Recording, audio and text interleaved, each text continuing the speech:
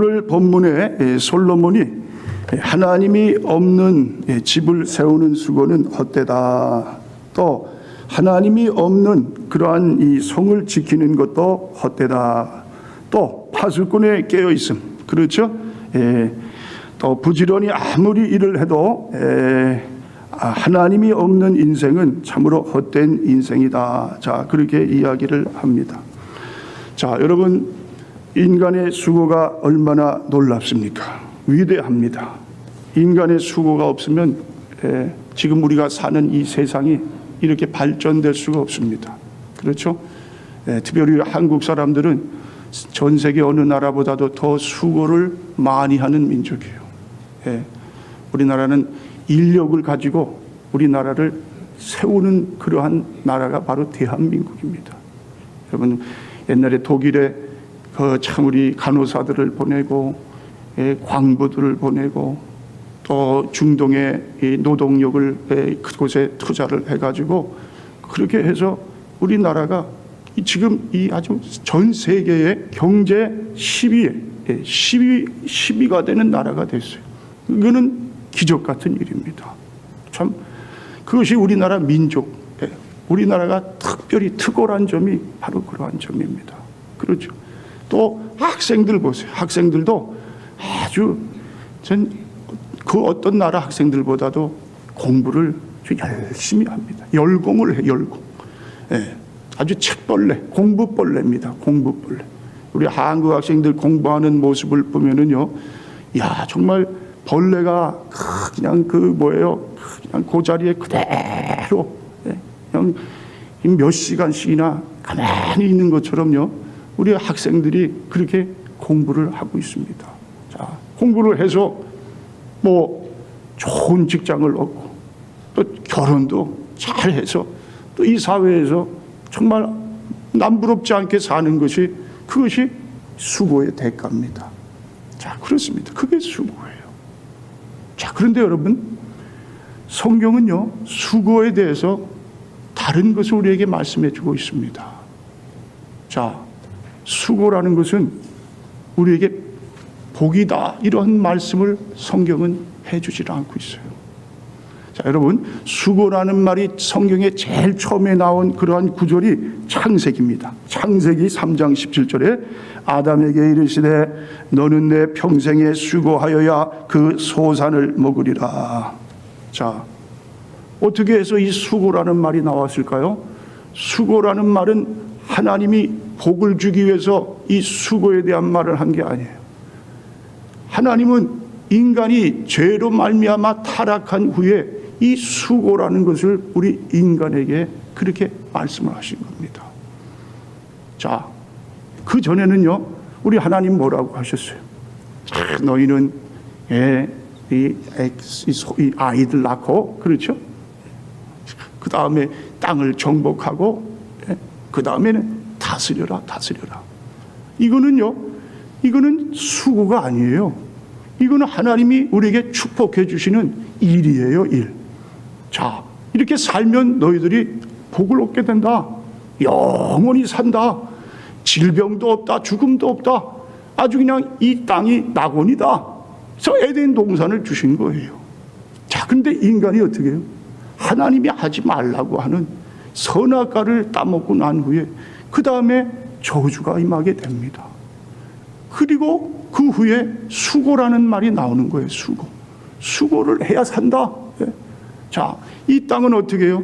이제 저주로 말미암아 땅이 다 엉겅퀴가 나오고요, 독초들이 나오고요, 그냥 잡초들이 우거져 가지고요. 자, 이 땅은 이미 뭡니까?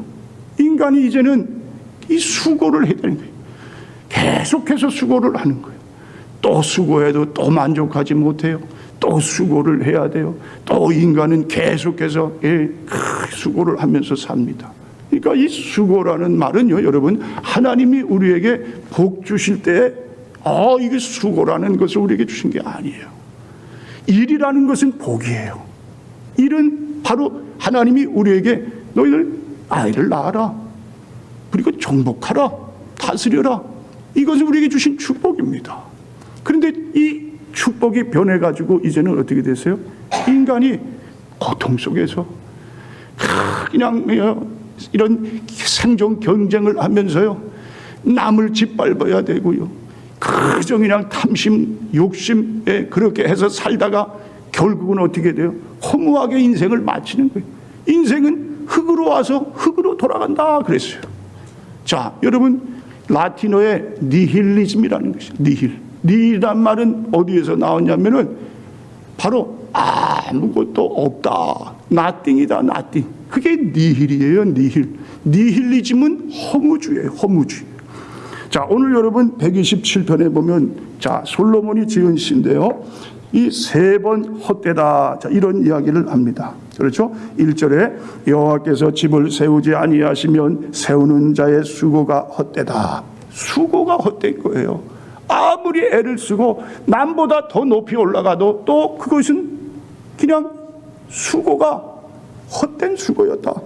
또 성을 지키지 아니하시면 파수꾼에 깨어 있음이 헛되도다. 2절에요, 너희가 일찍이 일어나고 늦게 누우며 수고의 떡을 먹음이 헛되도다. 그러므로 여호와께서 그의 사랑하시는 자에게는 잠을 주시는도다. 자, 뭐라고? 3번. 그렇죠? 하나님 없는 집을 지우는 것도 헛되고, 아무리 성을 지키려고 파수꾼이 밤낮을 가리지 않고 그 성을 어떻게 지켜도 하나님이 없는 것은 헛되다. 그리고 또 뭡니까?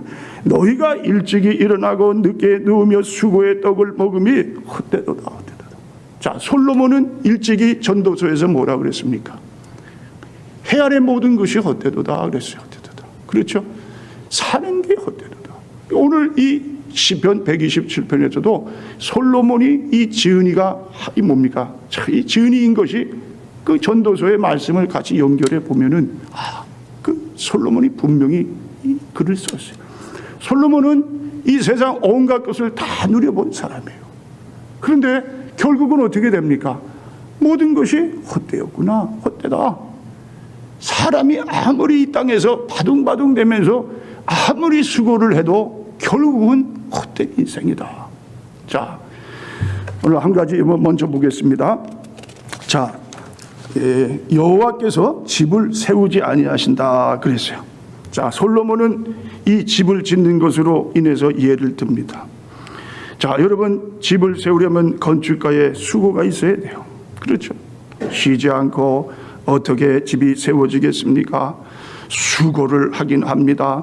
그런데 집을 짓는 수고가 헛수고가 되지 않는 그러한 수고가 되어야 되는데, 그게 뭡니까? 결국은 헛수고였다. 자, 그렇죠. 하나님이 함께 하셔서 지은 집은, 그것은 뭡니까? 하나님이 주시는 축복의 그러한 삶이 되는데, 하나님이 없이 지은 집은 뭐예요? 아무 소용이 없는 것. 그것은 가장 이 세상에서 헛된 것이 되는 그러한 삶이다. 자, 그러니까 여러분, 우리가 모든 것을 질 때, 그렇죠? 집을 짓거나, 우리가 어제는 우리 남성교회 우리 뭡니까? 회원분들이 저 휴게터에 정자, 나무를 이렇게 해서 쉼터로 올렸어요. 근데 그게 생각보다 쉽지 않아요. 그냥 이 설명서대로 이렇게 맞춰서 이렇게 지면 되는데, 그게요, 오차가 조금 밑에 생기면 위에가 또 그 오차가 커지고요, 또 하나하나 나사 박는 것도 제대로 그게 맞지가 않아가지고 그 쇠를, 그 두꺼운 쇠를 다시 옆에 뚫어가지고 거기다가 또 이렇게 나사를 박아서 땅 속에, 그것도 땅에서 땅을 파가지고 올려. 시간이 많이 걸렸어요. 얼마나 수고를 많이 하셨는지 몰라요. 자, 여러분, 그 수고를 합니다. 그렇죠? 그런데 그 수고가 하나님이 없는 수고가 된다면 어떻게 되겠어요? 그는 헛된 것이다. 헛된 것. 여러분의 집을 짓고 여러분이 평안히 집안에서 사는데, 아무리 큰 집에 산다 해도 그 집이 하나님이 없는 집이 된다면 뭐예요? 그 집은 뭐예요? 축복의 장소가 아니에요. 자, 헨리 포드라는 미국의 자동차 회사의 왕입니다. 자, 이 사람이 이제 이 회사를 그만두고 은퇴를 했어요. 그리고 저 시골에다가 아주 그냥 볼 때에도 너무너무 초라한 작은 집을 집니다.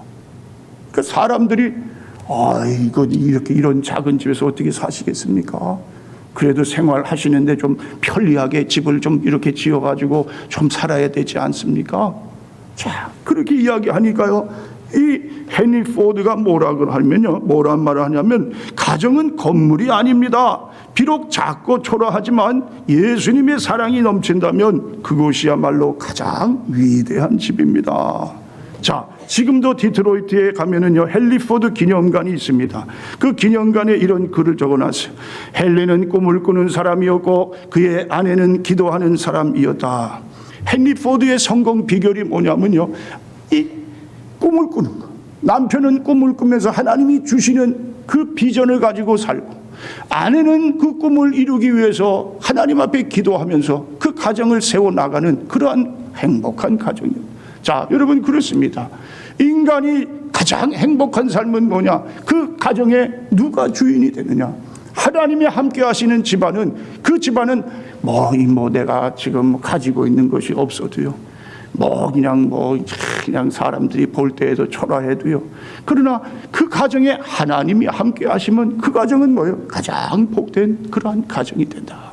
자, 여러분들의 가정이 이러한 가정이 되시기를 주님의 이름으로 축원을 드립니다. 자, 그 다음에 두 번째 솔로몬이 또 예를 든 게 뭡니까? 성이에요. 성을 지키는 것. 자, 튼튼한 성을 짓습니다. 그 성이 아무리 튼튼하게 지은 성이라도 그것을 지키지 않으면 아무 소용이 없다. 그렇죠? 파수꾼이 밤낮을 가리지 않고 지켜야 되는 거예요. 그렇죠? 그래야 이 성이 어떻게 해요? 그렇게 잘 적들이 쳐들어오지 못하고, 그렇게 하고 그 안에 사는 백성들이 평안하게 살 수가 있습니다. 자, 여러분, 이 만리장성 아마 여러분들이 다 아실 겁니다. 자, 이 만리장성의 규모가 어떠냐면요, 높이가 8.5m예요. 밑에 폭이 6.5m, 위에는 5.7m, 그리고 이 길이가 2,700km예요. 이 마일로, 우리 미국에서 이 마일수로 따지면 1,700마일이 돼요. 그리고 이것이 이제 중간에 이렇게 갈라져 나온 그러한 모든 길을 다 합하면 6,400km, 4,000마일이에요. 4,000마일. 이 성의 길이가 4,000마일.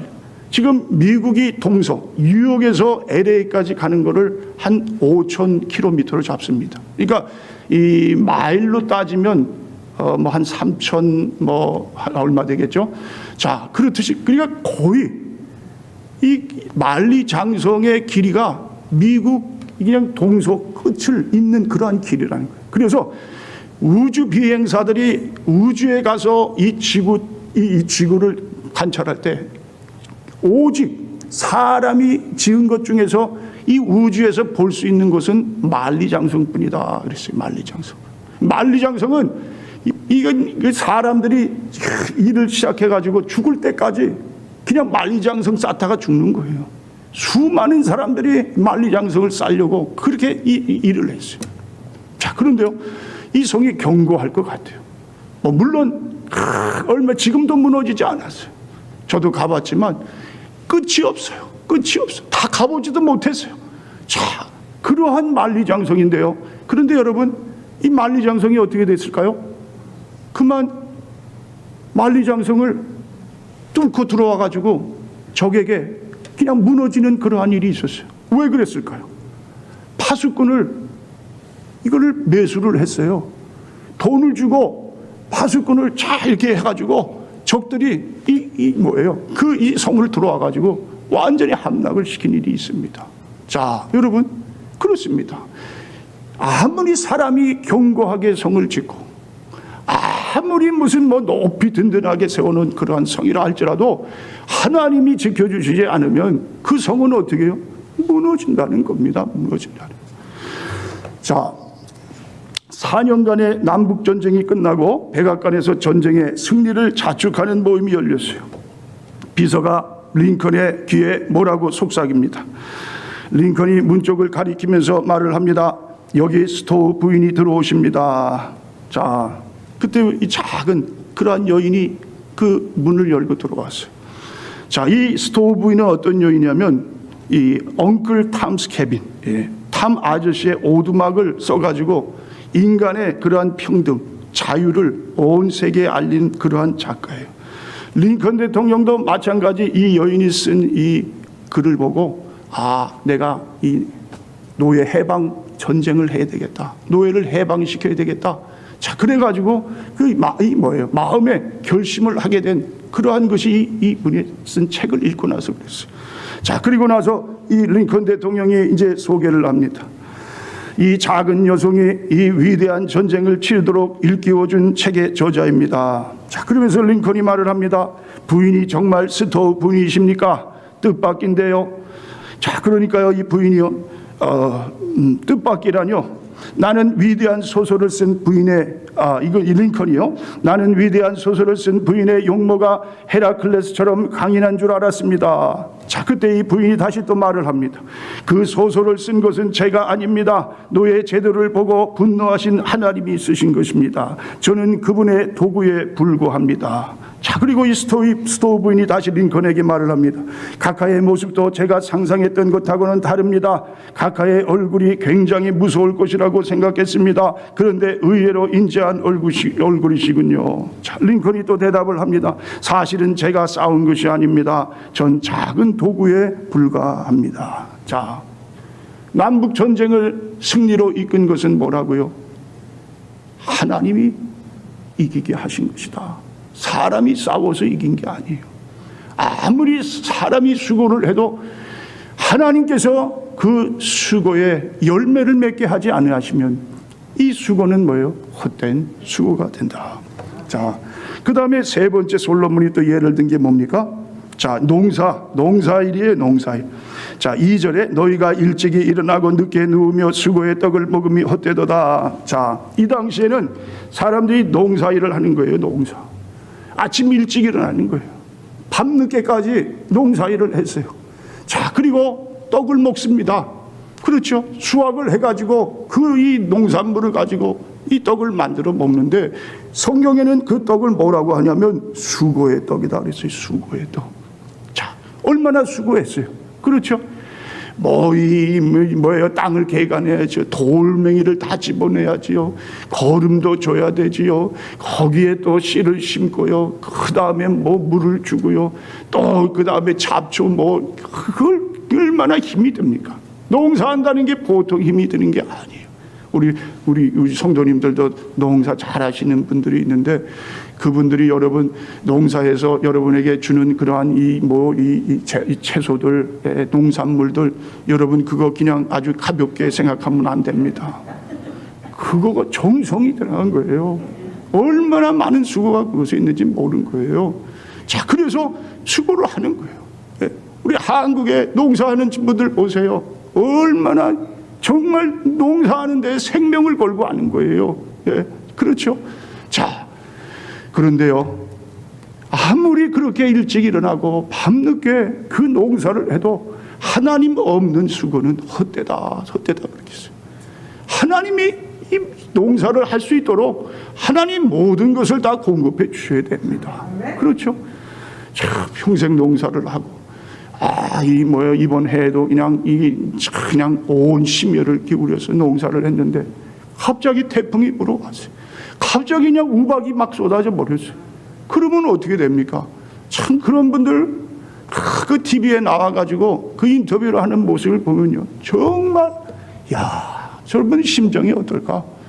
정말 죽지 못해서 그냥 아주 그냥 울상인 그러한 분들의 모습을 보면은 참 가슴이 아파요. 이 농사하는 사람들이 겪는 일이에요. 자, 이 농사를 짓는데 아무리 이 물을 주고 거름을 줘도요, 하늘의 이 천재지변 모든 것이 다 이렇게 뜻대로 되지 않으면 그것도 참 아무 소용이 없다. 하나님이 물도 주시고, 그렇죠, 때때로 비가 내리게 하시고, 햇빛도 그냥 일조량을 그냥 때만 너무 뜨겁게도 말고, 너무 또 그냥 날이 차와갖고 그렇게 되면 안 되고, 하나님이 적당하게 모든 것을 해 주실 때 그때의 농사가 풍장이 된다. 자, 그런 말씀입니다. 자, 그래서 오늘 여러분 이제 2절 후반절에 보면은 뭐라고 나옵니까? 그러므로 여호와께서 그의 사랑하시는 자에게 잠을 주시는도다. 자, 뭘 준다고요? 잠을 준다고 그랬어요. 잠을. 누구에게 준다고요? 사랑하시는 자에게. 사랑하시는 자. 사랑하시는 건 뭡니까? 하나님이 사랑하는 자들. 하나님이 그래, 참 너 나를 위해서 이렇게 열심히 수고했구나. 나를 위해서 희생했구나. 네 삶은 평생 나를 위한 삶이구나. 그저 그냥 그러한 하나님의 자녀들을 보실 때 하나님의 마음이 어떻게 해요? 사랑이 넘치는 거예요. 사랑하면 뭐든지 주는 거예요. 부모가 자식을 사랑하면 생명까지도 주는 게 부모의 마음이에요. 하나님도 마찬가지. 하나님이 주시는 건 뭐예요? 사랑하시는 게 잠을 준다. 그런데 이 잠을 준다는 것은요, 원어로 보면은 잠을 잘 때에도 내가 너에게 복을 주겠다. 이 말이 이 원어의 바른 뜻이에요. 그러니까 뭐 잠을 준다 그런 말보다 잠을 잘 때에도 복을 주시는 하나님. 잠잘 때도 이 세상은 어떻게 됩니까? 온갖 얼마나 이 세상이 변동을 하고 아주 이 세상이 요지경이에요. 참 그런 가운데도 하나님은 그 사랑하시는 자를 어떻게 해요? 잠자는 가운데 복을 준다. 그것은 그 삶을 늘 하나님께서 복으로 함께 하신다. 그런 말씀이에요. 비록 여러분 우리가 사는 세상에서 때로는 고통을 당할 때도 있어요. 병이 들고 하는 일이 제대로 안 되고. 자, 그렇다고 해서 하나님이 복을 주시지 않는 게 아니에요. 그걸 통해서 우리 하나님은 또 뭡니까? 그거보다 더 놀라운 복을 주시는 거예요. 우리가 알 수 없는 것, 도저히 우리가 상상할 수 없는 것들을 하나님은 어떻게 해요? 그걸 다 아셔서 하나님이 그것을 미리 다 공급해 주시는 그러한 축복을 주시는 하나님이심을 보게 됩니다. 여러분 그렇습니다. 잠을 자는 것, 평안을 주시는 게 평안. 예. 아무리 여러분 돈이 많고 무슨 큰 집을 짓고 사도요 평안한 마음이 없으면 어떻게 됩니까? 불안하잖아요. 지옥이잖아요. 지옥.